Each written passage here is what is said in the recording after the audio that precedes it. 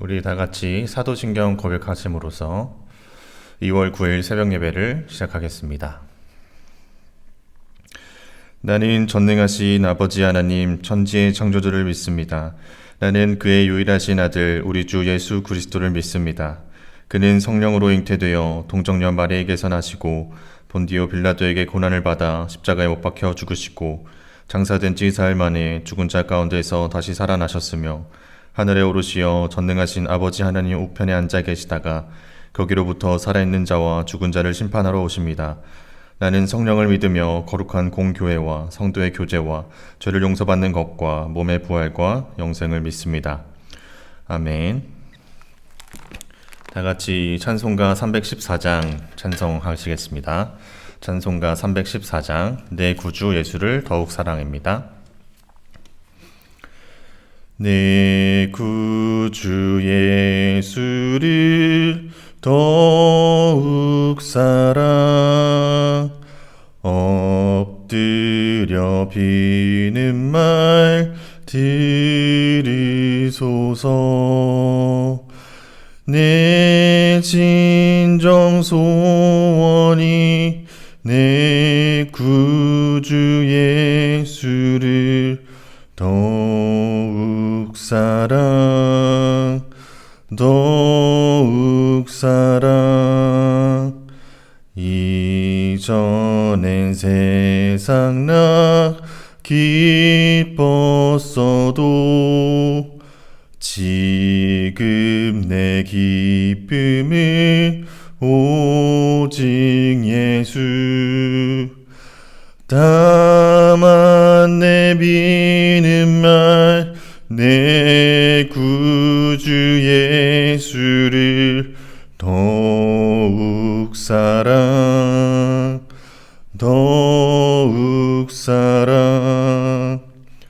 이 세상 떠날 때 찬양하고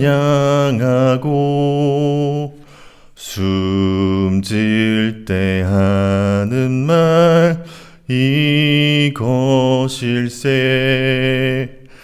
다만 내 비는 말 내 구주 예수를 더욱 사랑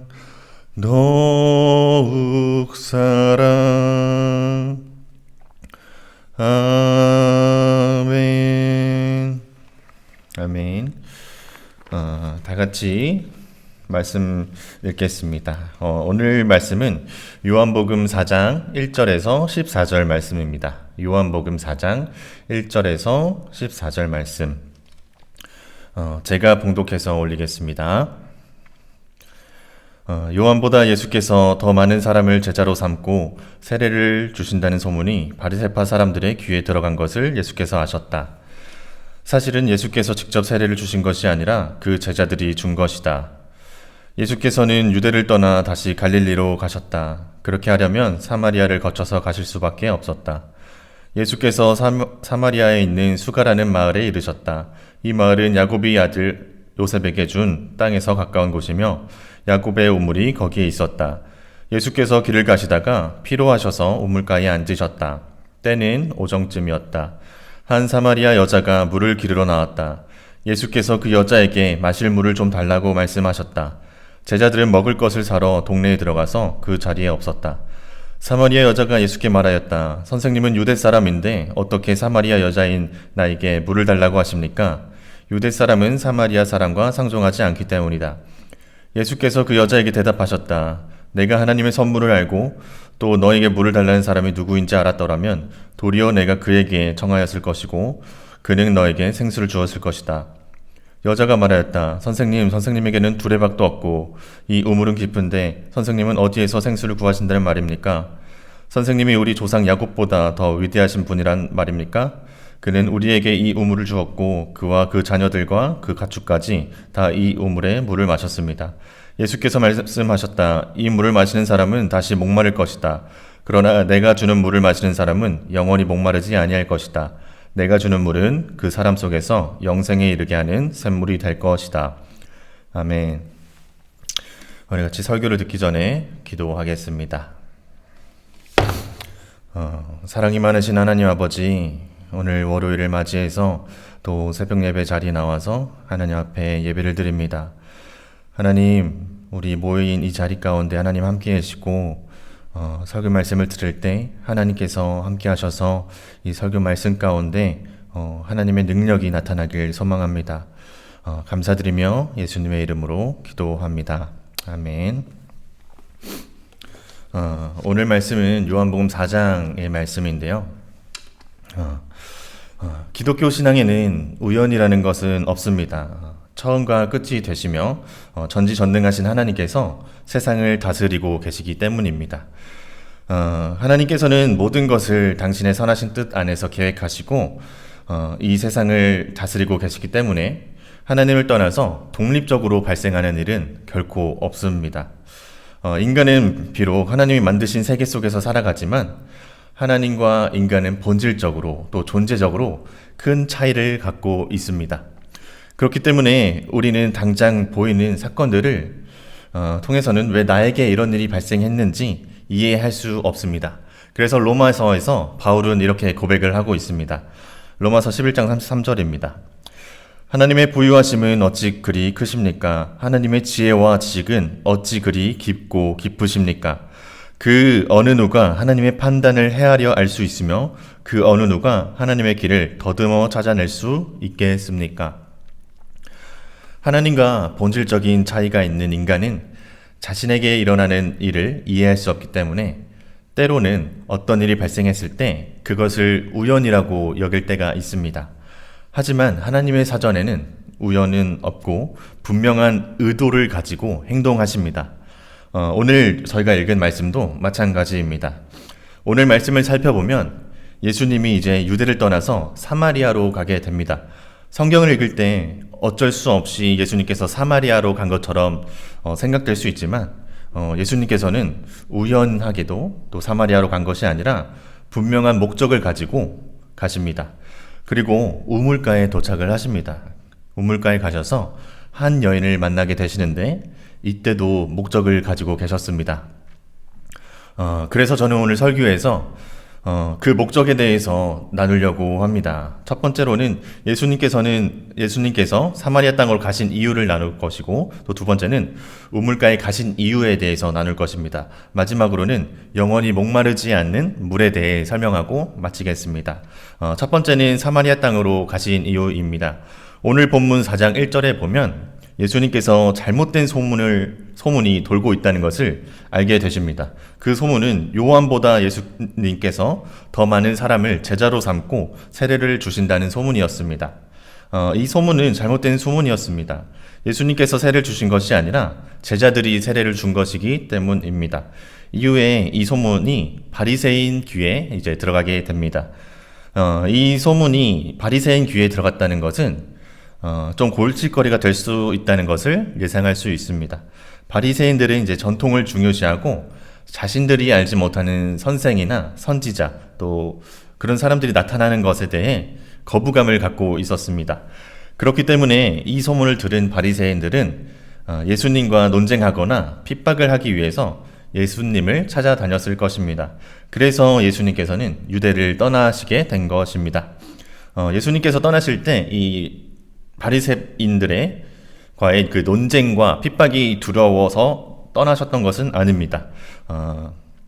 이 바리새인들의 핍박과 논쟁들로 인해서 자신의 사역이 지체되는 것을 막기 위해서 떠나신 것이었습니다. 그렇게 예수님은 남쪽에 있는 유대를 떠나서 세례 요한과 사역이 겹치지 않는 곳, 이제 북쪽에 있는 갈릴리로 이동을 하시게 됩니다. 이때 유대에서 갈릴리에 가는 길목에는 사마리아라는 동네가 있었습니다. 이 당시 유대 사람들은 민족적으로 이제 사마리아 사람들을 되게 불쾌하게 여기고 또 피해 다녔습니다. 그 땅을 밟는 것조차도 불쾌하게 여겼습니다.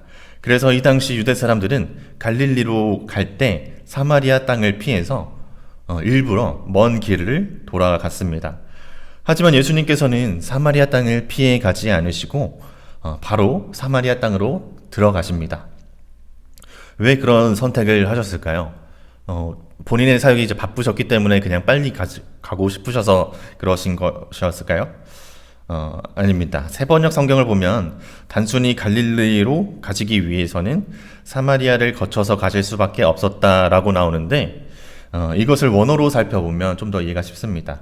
이것을 원어로 살펴보면 해야만 한다라고 표현이 되어 있습니다. 예수님께서는 어쩔 수 없이 사마리아를 가신 것이 아니라 무엇인가 반드시 해야 했기 때문에 의도적으로 사마리아 땅으로 들어가신 것입니다. 과연 무엇을 해야 했을까요? 예수님은 사마리아 땅에 들어가신 후 이제 우물가에 가시는데, 우물가에 가신 이유를 살펴보면 사마리아 땅으로 가신 이유가 명확해집니다. 이제 두 번째, 우물가에 가신 이유에 대해서 좀 살펴보겠습니다. 본문 6절을 보면 우물가에 가신 이유가 명확하게 명시되어 있습니다. 6절을 제가 읽어보도록 하겠습니다. 예수께서 길을 가시다가 피로하셔서 우물가에 앉으셨다. 때는 오정쯤이었다. 여기서 오정쯤이라는 것은 정오를 가리키고, 정오는 낮 12시를 의미하죠. 해가 가장 뜨거울 때입니다. 해도 뜨겁고 많이 걸으셨기 때문에 예수님은 피로를 느끼셨습니다. 그래서 우물가에 가셔서 앉으셨습니다. 이때 사마리아 여자가 물을 기르기 위해서 나타납니다. 당시 문화를 살펴보면 우물에 물을 기르러 나올 때는 이른 아침이나 해질녘쯤에 나왔다고 합니다. 왜냐하면 뜨거운 햇빛을 피하기 위해서였습니다. 그런데 본문에 등장한 여인은 햇빛이 가장 뜨거운 정오, 낮 12시에 나왔습니다. 그리고 우물가는 여성들이 서로 대화를 나누고 정보를 주고받는 이제 커뮤니티 역할도 했습니다. 이러한 문화 상황을 볼 때 본문에 등장하는 사마리아 여자는 사람들의 시선을 피해서 일부러 사람이 가장 없을 시간대에 우물가에 나온 것입니다. 내일 본문에서 더 자세히 다루겠지만 이 여자에게는 남편이 5명이나 있었습니다. 남편이 여러 번이나 바뀌었기 때문에 당시 보수적인 상황에서는 이런 일이 더욱더 큰 놀림을 받거나 안 좋은 시선으로 이 여자를 바라보게 했을 것입니다. 그러한 시선을 피해서 이 여자는 가장 뜨거울 때, 또 사람이 가장 없을 때 우물가에 나온 것으로 보입니다. 그때 예수님은 이 여자를 만나 주셨습니다. 예수님이 사마리아 땅에 그리고 우물가에 오신 이유는 바로 이 여자를 만나기 위해서였습니다. 그렇다면 예수님께서는 왜 이 여자를 만나려고 했던 것일까요? 그것은 이제 삶이 낙심되어서 자존감은 바닥을 치고 사람의 시선을 피해서 다녀야만 했던 여자에게 이제 14절에 나오는 것처럼 영원히 목마르지 않을 물을 주기 위해서였습니다. 13, 14절을 제가 읽도록 하겠습니다. 예수님께서 말씀하셨다. 이 물을 마시는 사람은 다시 목마를 것이다. 그러나 내가 주는 물을 마시는 사람은 영원히 목마르지 아니할 것이다. 내가 주는 물은 그 사람 속에서 영생에 이르게 하는 샘물이 될 것이다. 사람의 눈을 본다면 예수님께서 사마리아 땅에 오신 이유는 바리새인들을 피하기 위함이었고, 우물가에 온 이유는 단순히 피로해서 또 목이 마르기 때문이었습니다. 그리고 사마리아 여자 만난 이유도 단순히 우연이라고 말할 수 있을 것입니다. 하지만 서론에서 말했던 것처럼 하나님의 사전에는 우연이라는 것은 없습니다. 이 여자를 만나야 했기 때문에, 반드시 만나야만 했기 때문에 예수님께서는 일부러 사마리아 땅에 오게 되신 것입니다. 사랑하는 여러분, 이것이 바로 우리의 이야기입니다. 성경은 단순히 이러한 일이 있었다라는 것을 말해주는 책이 아닙니다. 이런 일을 통해서 지금 성경을 읽고 또 성경을 듣는 여러분에게 하나님께서 해주고 싶으신 이야기가 있는 것입니다. 설교를 통해 선포되어지고 있는 하나님의 말씀을 귀담아 들으시기 바랍니다. 이 본문을 다루면서 미국의 팀 켈러 목사님의 본문 해석을 여러분과 좀 나누고 싶습니다. 본문에 예수님께서 우물가에 가신 이유가 피로하셨기 때문이라고 나옵니다. 그렇습니다. 예수님께서는 완전한 인간의 육체를 입고 또 피곤함을 느끼셨기 때문에 사마리아 여자를 만날 수 있었던 것입니다. 이 말이 무슨 말이냐면 예수님께서는 완전한 인간의 육체를 입고 오셨기 때문에 인간의 죄를 대신해서 짊어지실 수 있으셨다는 것입니다. 예수님께서는 우리를 대속하기 위해서 완전한 인간의 육체를 입고 오셔서 우리와 같은 육체를 가지고 시험도 당하시고 또 배고픔도 느끼시고 또 피곤하시기도 하셨습니다. 그 몸을 가지고 피로하셨기 때문에 사마리아 여자를 만나기도 하셨으며 또 우리의 죄를 짊어지실 수 있으셨습니다. 그리고 그 여자에게 영원히 목마르지 않는 물을 말씀하신 것처럼 우리에게도 그분을 믿는 자에게는 영원히 목마르지 않는 물, 바로 구원을 선포하십니다. 예수님이 사마리아 여자를 만난 게 우연이 아닌 것처럼 여러분이 이제 교회를 다니시고 구원에 관한 말씀을 듣는 것도 결코 우연이 아닙니다. 예수님은 바리새인들이 자신을 어떻게 생각하든지 또 사마리아 땅에 들어가시면서는 유대인들이 자신에 대해서 뭐라고 말씀하실지 또 생각하지 않으셨습니다. 신경 쓰지도 않으셨습니다. 예수님의 시선은 오로지 사마리아 여자에게 가 있으셨고 그 여자를 만나 마음을 위로하시면서 또 구원을 선포하는 일에만 관심을 가지셨습니다. 사마리아 여자에게 찾아가신 예수님께서는 우리에게도 또 당신에게도 찾아가십니다. 지구의 80억 인구를 찾아가셔서 한 번에 찾아가셔서 구원을 선포하시는 것이 아니라 80억 인구 중에서 죄 지은 사람이 여러분 단 한 사람뿐이라도 예수님께서는 당신을 위해서 기어이 십자가를 지셨을 것입니다. 그리고 십자가를 지시고 당신을 찾아가셔서 이렇게 말씀하고 계십니다. 요한계시록 3장 20절 말씀인데요. 제가 읽도록 하겠습니다. 내가 문 밖에 서서 문을 두드리고 있다. 누구든지 내 음성을 듣고 문을 열면 나는 그에게로 들어가서 그와 함께 먹고 그는 나와 함께 먹을 것이다. 지금 이렇게 우리에게 선포하고 계시는, 우리에게 세밀하게 말씀하고 계시는 예수님의 음성을 들으시는 오늘이 되시길 바랍니다. 구원을 받았다고 해도 또 회심을 했다고 해도 나는 복음을 알고 있다고 해도 신자의 삶은 그 상태를 유지하는 것이 힘듭니다.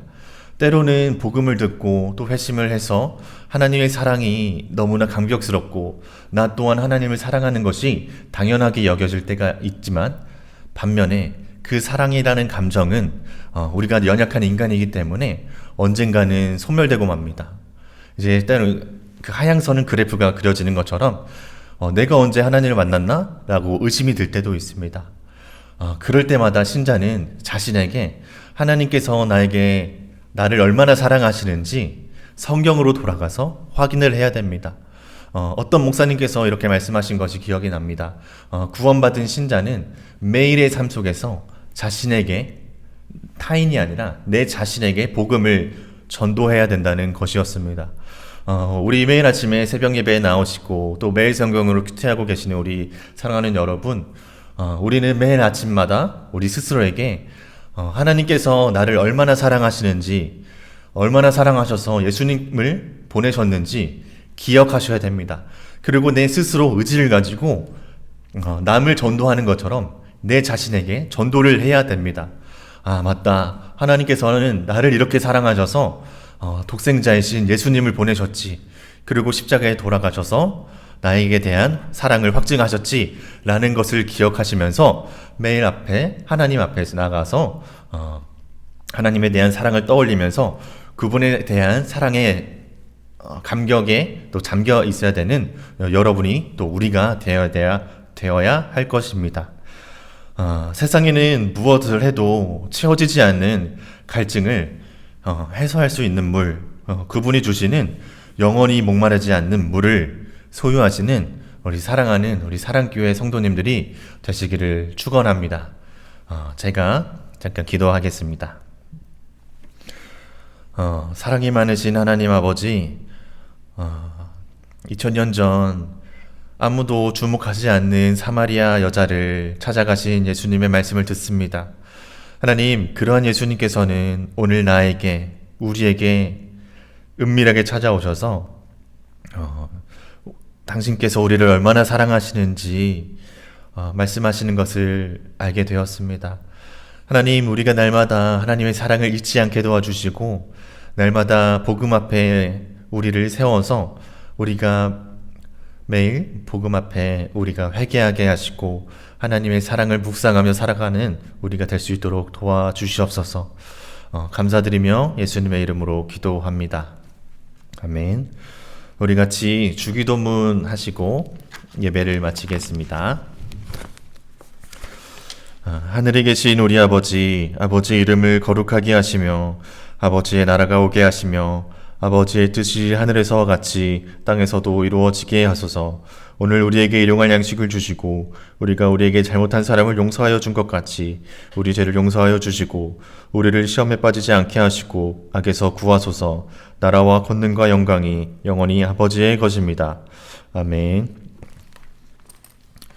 우리 이 시간에는 다시 한 가지 기도 제목을 놓고 기도하신 후에 각자 가지고 오신 기도 제목을 놓고 기도하신 후에 돌아가도록 하겠습니다.